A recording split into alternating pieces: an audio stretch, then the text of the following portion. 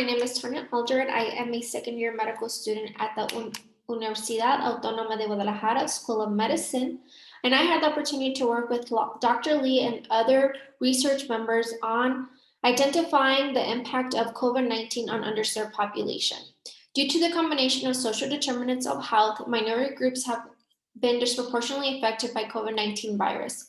The pandemic has unmasked numerous health inequities within our healthcare system and for minority populations in the United States.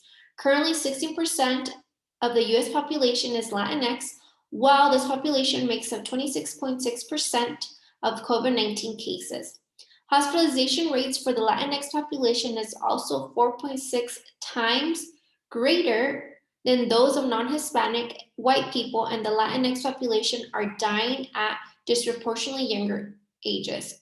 Maricopa County, home of the Phoenix metropolitan area, is the fourth largest county in the nation, and it is composed of 31.4% Hispanic. The county had the highest number of COVID-19 cases in the nation and worldwide in the summer of 2020.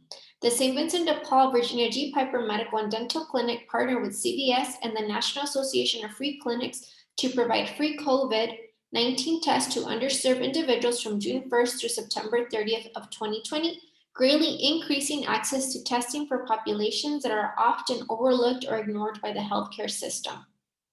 The objective of this study was to identify trends and health disparities in COVID-19 testing and positivity patterns for the underserved population at the SVDP clinic compared to Maricopa County and nationally.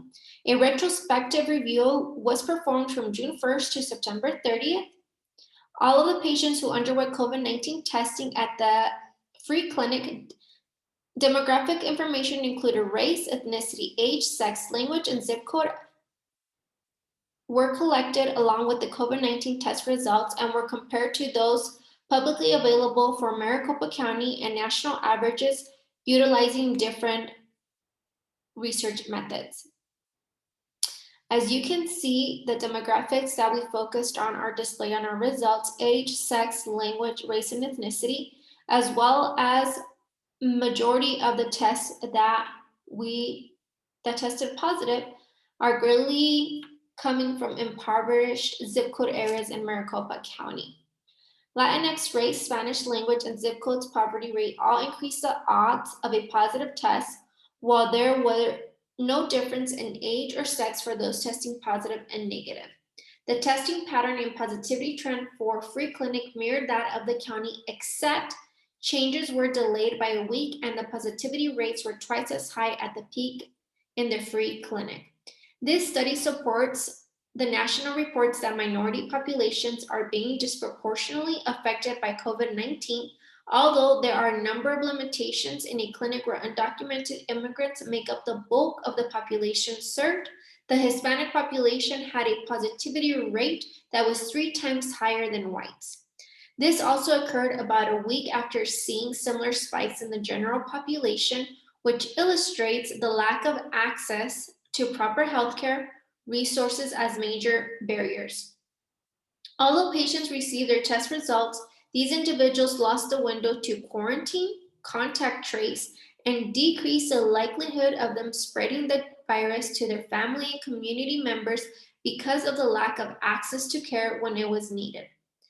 Action needs to be taken to pave the road to true health equity. The results of this study suggest that addressing immigration status, language, poverty, and access to healthcare are part of necessary changes in the U.S. healthcare system. Health equity requires removing obstacles to health, increasing opportunities to be healthy by acknowledging the health disparities that are of concern to underserved populations, and changes in policy, laws, and systems are needed to eliminate inequities in the opportunities and resources needed to be healthy are all a must in order to obtain health equity.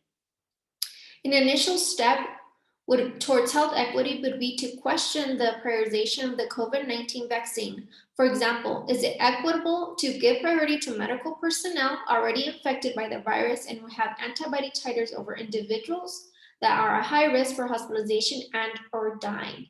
Thank you for your time, and I hope that you enjoy our presentation.